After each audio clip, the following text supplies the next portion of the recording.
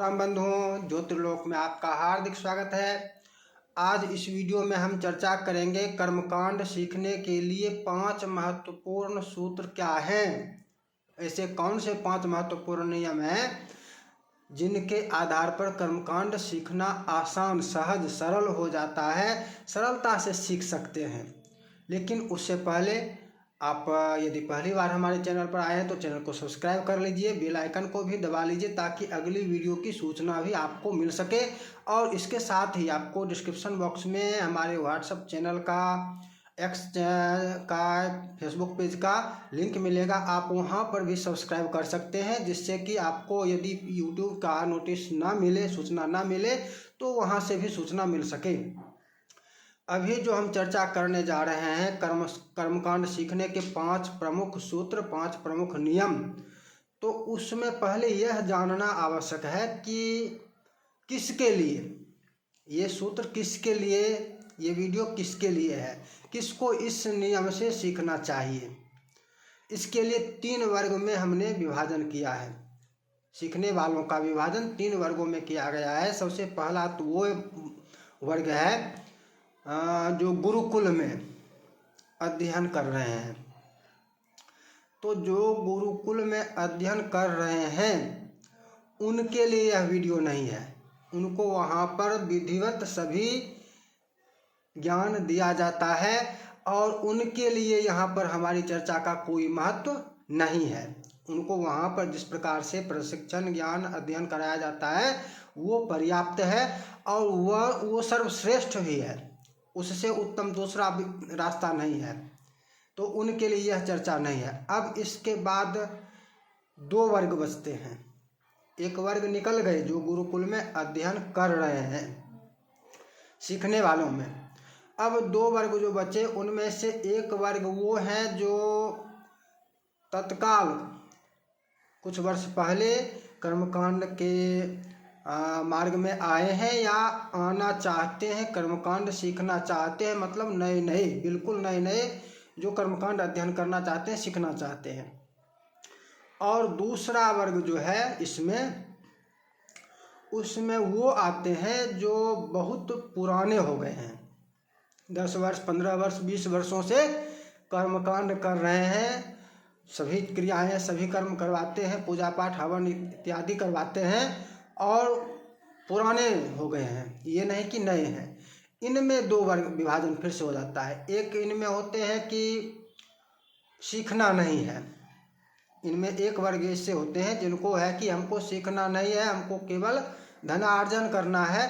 तो उनके लिए भी इस वीडियो में कोई विषय नहीं है, कोई चर्चा नहीं है। पुराने वाले वर्ग में भी एक ऐसे हैं जो बहुत पुराने काल से कर रहे हैं, 10 वर्ष, 20 वर्ष, 25 वर्ष, 30 वर्ष से कर्मकांड करा रहे हैं।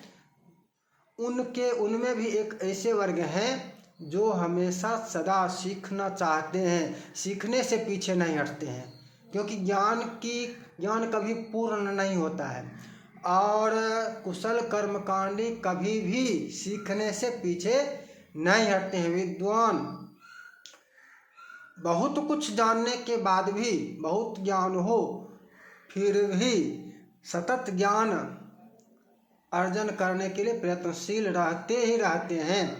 तो एक वर्ग जो इसमें बचते हैं जो पुराने कर्मकांडी हैं, जो सीखना चाहते हैं, उनके लिए भी यह वीडियो महत्वपूर्ण होगा, उनके लिए भी यह चर्चा आवश्यक है, लाभदायक है।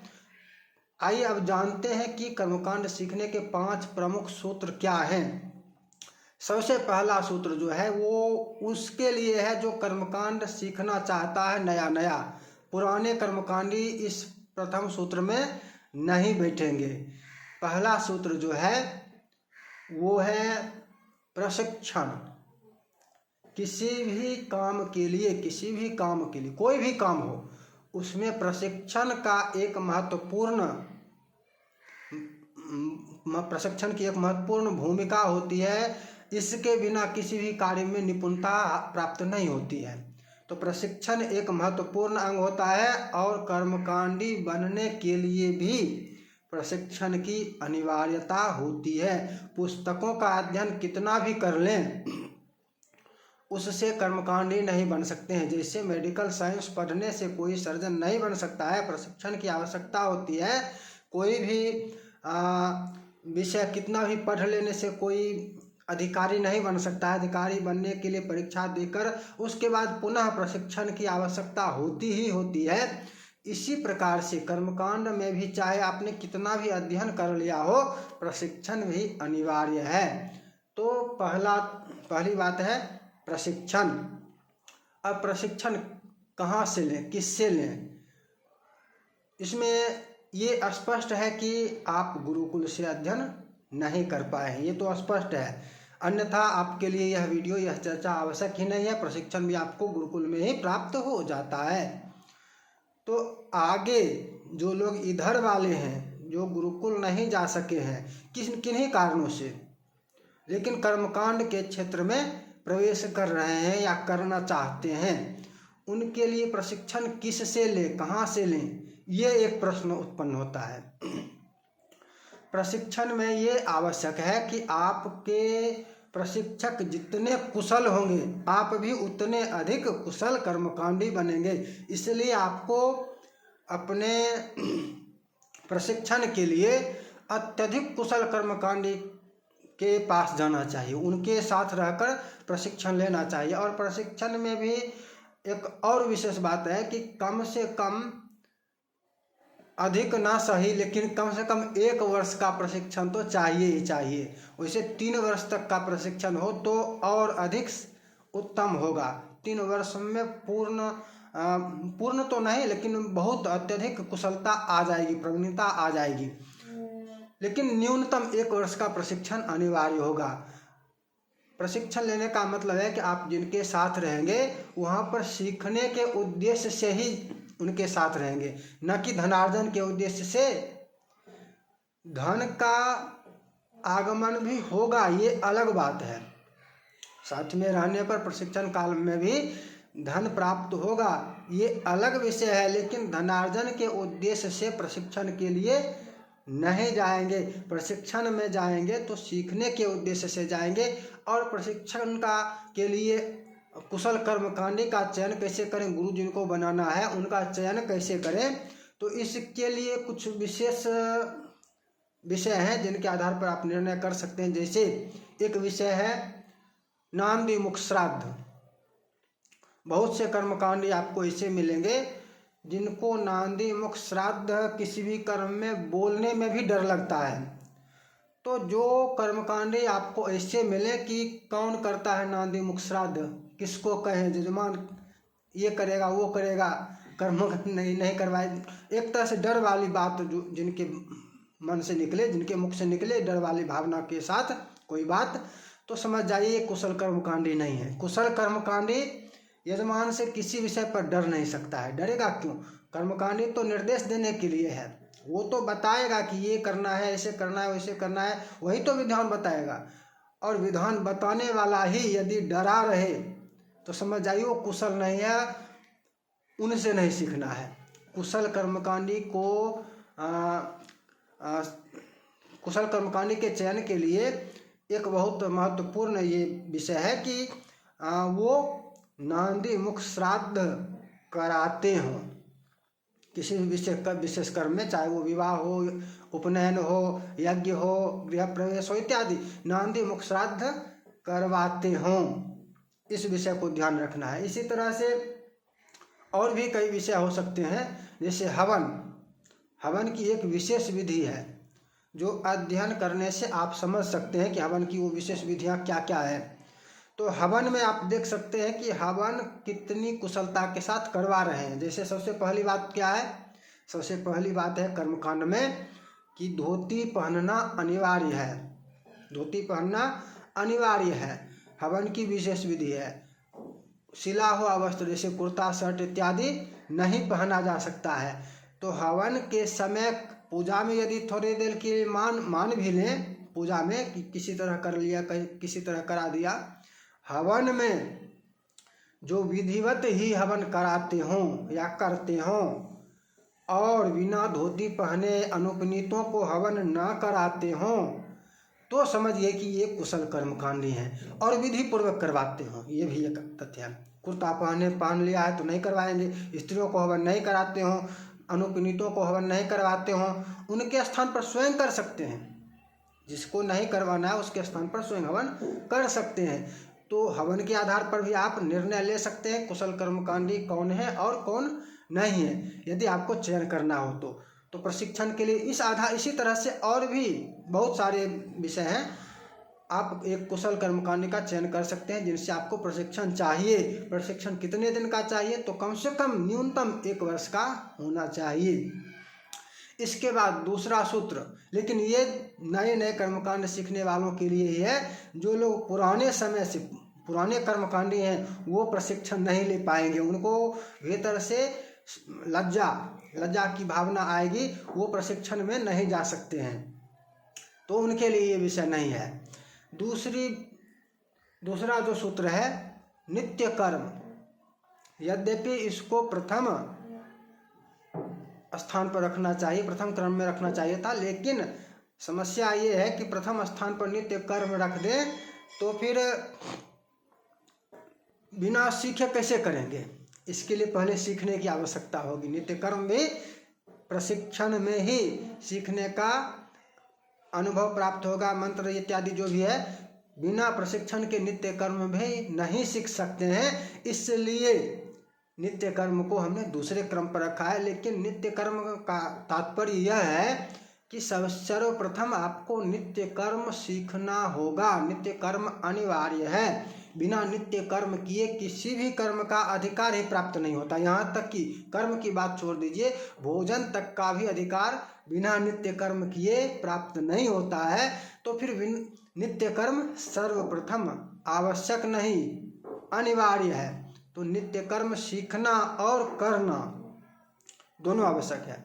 ये नहीं केवल सीख लिए, नित्य कर्म करना भी अनिवार्य है। तो दूसरे क्रम पर जो है कर्मकांड सीखने के लिए नित्य कर्म की अनिवार्यता को समझना आवश्यक है। नित्य कर्म को सीखना आवश्यक है, नित्य कर्म करना आवश्यक है। आवश्यक को यहाँ पर अनिवार्य समझा जाए, आवश्यक मात्र नहीं। आवश्यक का विकल्प हो सकता है, छोड़ा भी जा सकता है, आवश्यक न होने से छोड़ा भी जा सकता है, लेकिन अनिवार्य होने से छोड़ा नहीं जा सकता है, इसका तात्पर्य यह है। तीसरे नंबर पर जो आता है, इसके बाद जब आप 2 चीज कर लिए, अब इसके बाद आता है कि अध्ययन के लिए आपके पास पुस्तकों का संग्रह होना भी आवश्यक है। पुस्तक क्या? तो पुस्तक वो जो प्रामाणिक पुस्तक हों।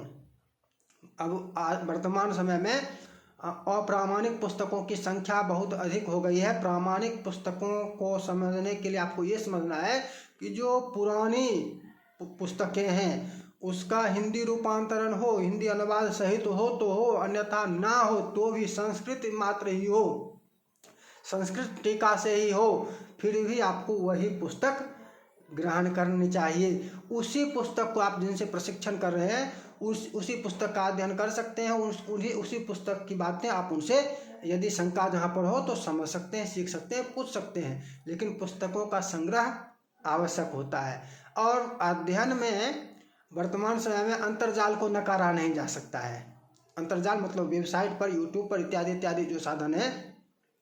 यहाँ पर सबसे बड़ी विशेषता क्या है कि आप पुस्तकों में यदि आपने कभी कोई विषय पढ़ा है और दोबारा उसको ढूंढना चाहे तो आप हो सकता है कि भूल जाएं कि ये किस पुस्तक में था, किस पन्ने पर था, पृष्ठ संख्या, बहुत समय लग सकता है।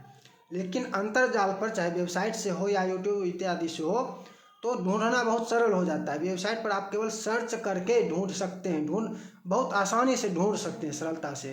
तो ढूंढना बहुत सरल होता है। लेकिन वेबसाइट अंतर्जाल पर एक बड़ी समस्या जो है वो यह है कि यहाँ पर भ्रामक, विशेष करके सनातन और कर्मकांड धर्म इत्यादि के विषय में भ्रामक तथ्य ही अधिकतर हैं।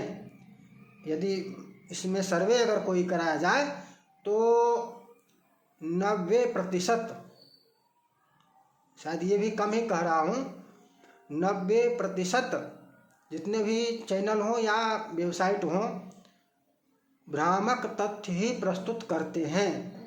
जैसे पिछली वीडियो में भी हमने चर्चा किया था बिना पंडित के गृह प्रवेश कैसे करें, बिना पंडित के हवन कैसे करें, बिना पंडित के संकल्प कैसे करें, बिना पंडित के ये काम कैसे करें, बिना पंडित के वो कर्म कैसे करें, बिना पंडित के तुलसी विवाह कैसे करें। सब कुछ बिना पंडित के ही करने की बात सिखाई जाती है। और सत्य यह है कि कर्म कांड में बिना पंडित के केवल एक कर्म हो सकता है, वो है नित्य कर्म।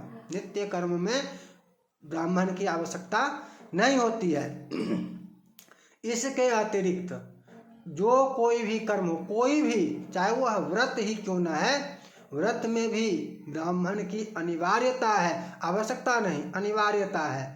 ब्राह्मण में सभी देवताओं को का वास कहा गया है, ब्राह्मण के अधीन मंत्र होता है, ब्राह्मण भोजन से ही कोई भी कर्म पूर्ण होता है, ब्राह्मण की आज्ञा के बिना किसी कर्म में, चाहे वह व्रत ही क्यों न हो, अधिकार ही प्राप्त नहीं होता है। तो बिना ब्राह्मण के सब कर्म कैसे कर सकते? बिना ब्राह्मण के एक व्रत भी नहीं किया जा सकता। एक व्रत भी जब करते हैं तो व्रत के लिए भी ब्राह्मण की आवश्यकता होती है। और इसी कारण से व्रत कब है, एकादशी कब है, पंडित जी से ही पूछना पड़ता है।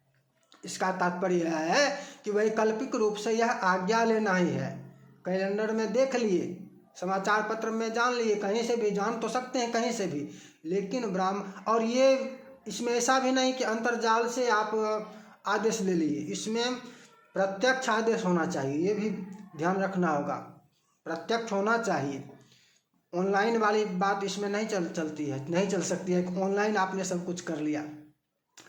तो व्रत में आज्ञा लेना, इसके बाद व्रत की पूर्णता के लिए ब्राह्मण भोजन, तो इसी ब्राह्मण भोजन के निमित्त सीधा का मार्ग निकलता है, सीधा देने की बात आती है, सीधा दिया जाता है। वो भोजन न करा सके तो सीधा व्रत भंग हो गया, तो वहाँ पर भी मार्ग क्या है, ब्राह्मण ही मार्ग बताएंगे। ब्राह्मण भोजन ही व्रत भंग होने पर भी विकल्प होगा। यदि व्रत में भी कुछ ग्रहण करना ही पड़े तो भी ब्राह्मण भोजन ही विकल्प होगा। तो बिना ब्राह्मण के एक व्रत नहीं कर सकते हैं, बिना ब्राह्मण के आप यज्ञ हवन इत्यादि कैसे कर लेंगे, संभव ही नहीं है। तो इस तरह से अंतर्जाल पर 90% अगर सर्वे किया जाए यदि, तो 90% भ्रामक सूचनाएं ही हैं, चाहे वो वेबसाइट हो, वीडियो हो, जो कुछ भी है, आलेख इत्यादि।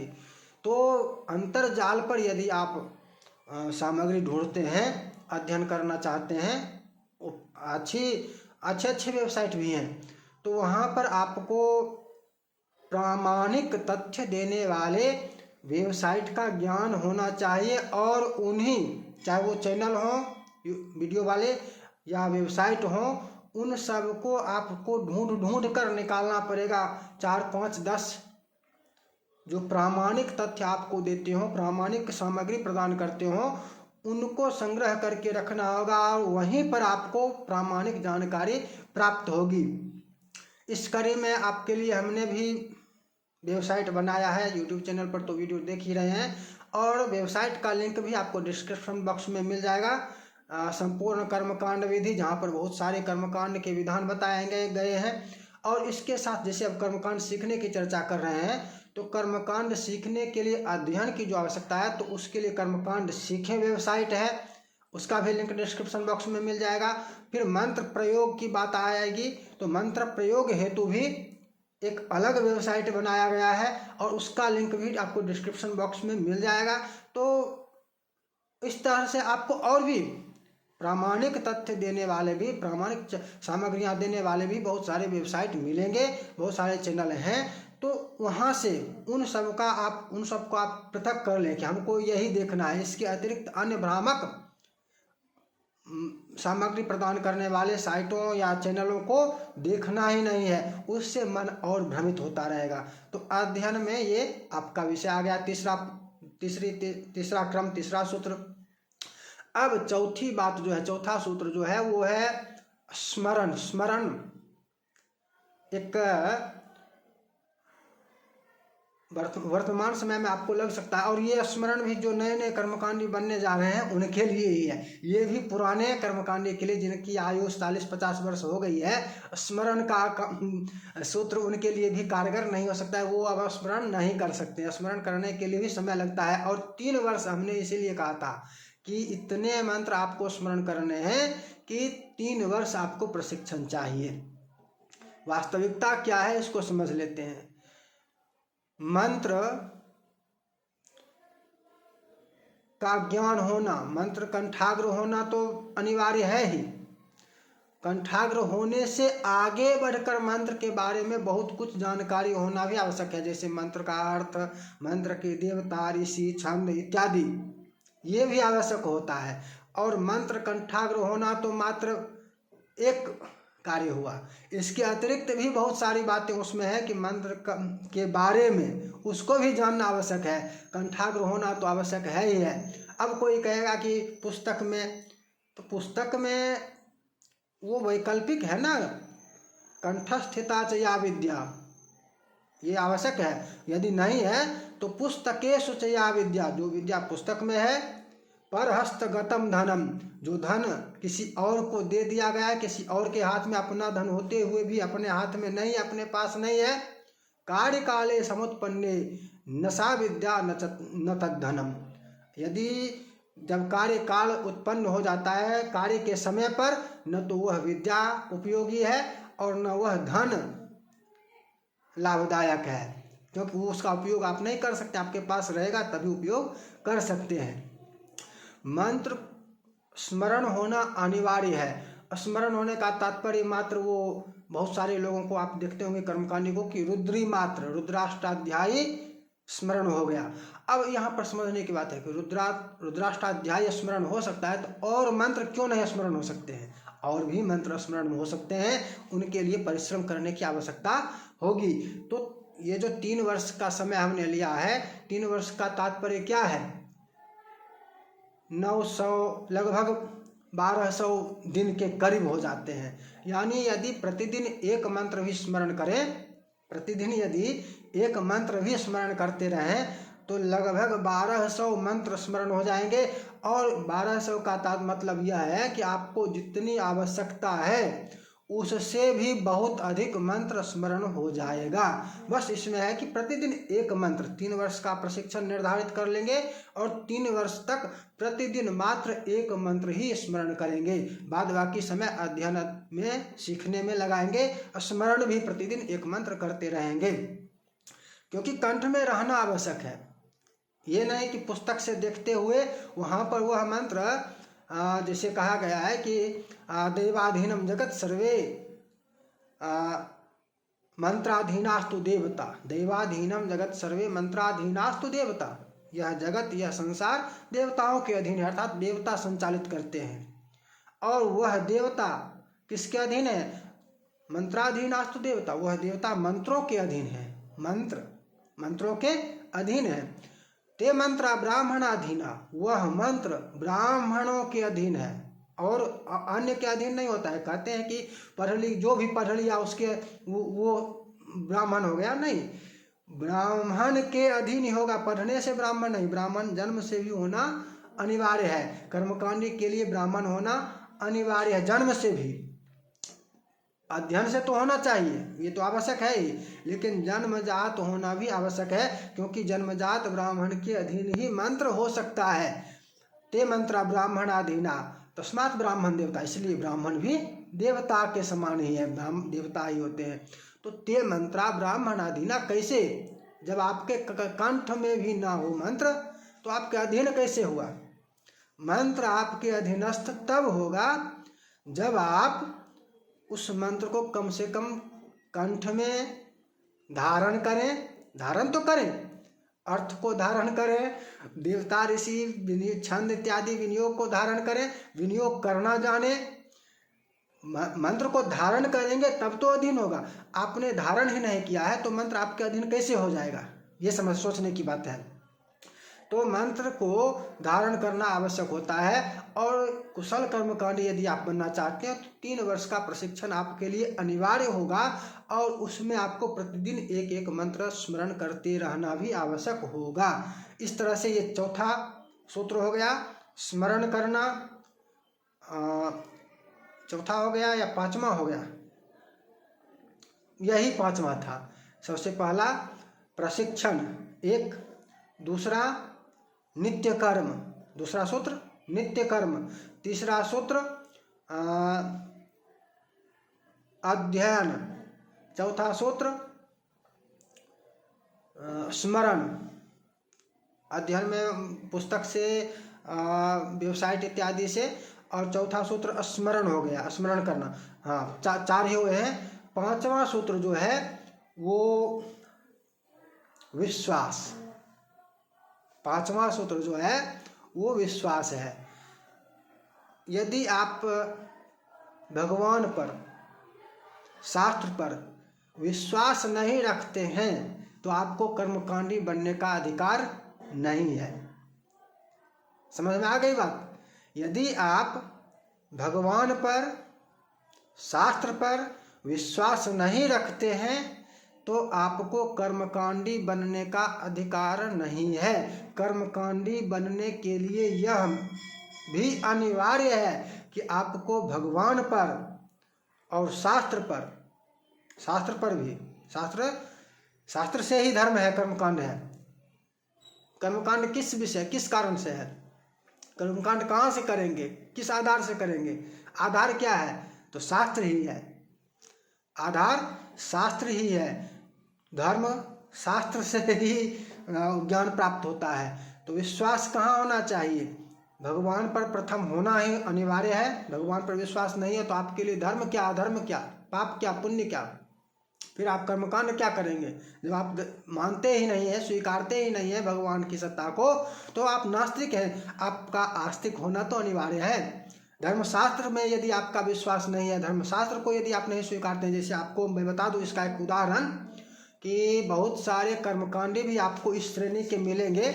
उदाहरण समझ लीजिए, बहुत सटीक उदाहरण दे रहा हूँ। इस श्रेणी के बहुत सारे कर्मकांडी भी मिलेंगे जो ऐसा बोलते हैं कि यह सब कुछ नहीं है, सब ब्राह्मण के कमाने का तरीका है।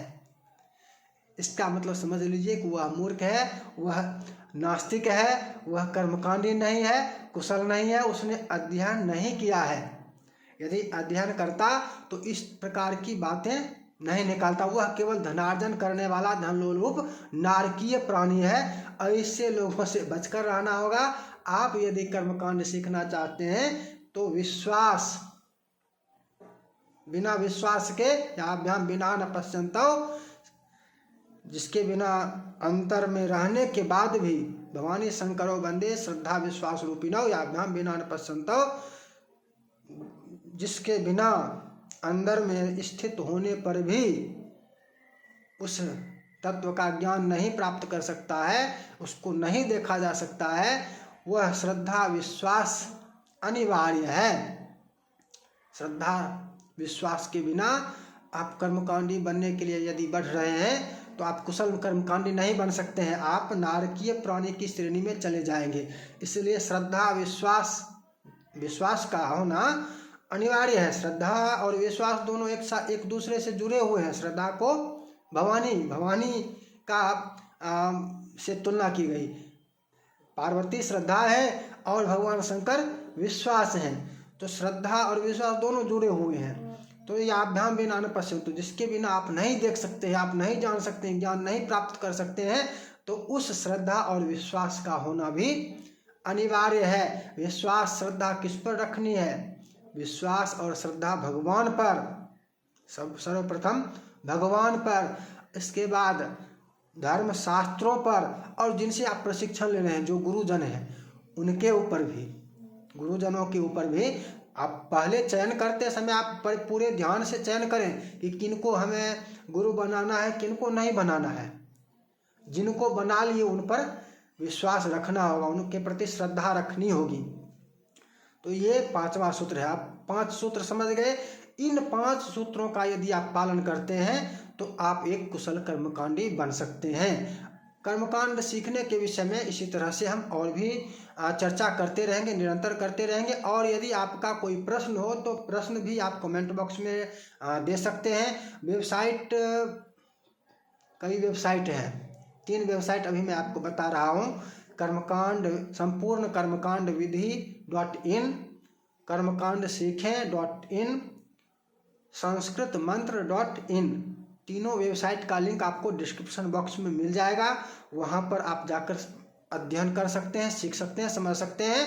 और आप और भी कुछ हैं अंतर्जाल पर, और भी बहुत सारे वेबसाइट हैं, लेकिन ये पहले बता चुका हूँ कि लगभग 90% ये जो गूगली वाला सवाल जो कर रहा है, तो और विषय का हम नहीं कहेंगे, लेकिन कर्मकांड, धर्म, इस विषय पर मैं कहता हूँ, आप जान लीजिए कि इस विषय पर जितनी भी जानकारियाँ अंतर्जाल, किसी एक का नाम लेना सही नहीं है, अंतर्जाल, इंटरनेट, ऑनलाइन जितनी भी जानकारियाँ हैं उनमें से 90% भ्रामक हैं, ये बात मैं कह सकता हूँ। किसी एक का नाम लेना उचित नहीं होगा कि गूगल पर है, यूट्यूब पर है, किसी एक का भी नहीं, अंतर्जाल में सभी आ जाते हैं। तो इस इंटरनेट पर आप यदि जानकारी लेना चाहते हैं तो आपको एक प्रामाणिक वेबसाइट, प्रामाणिक चैनल की भी आवश्यकता होगी, और इसमें आपको स्वविवेक से कार्य करना होगा। इसका चयन आपको स्वविवेक से करना होगा। मैं ये दावा कौन करने वाला नहीं हूँ कि मेरी ही वेबसाइट प्रामाणिक है।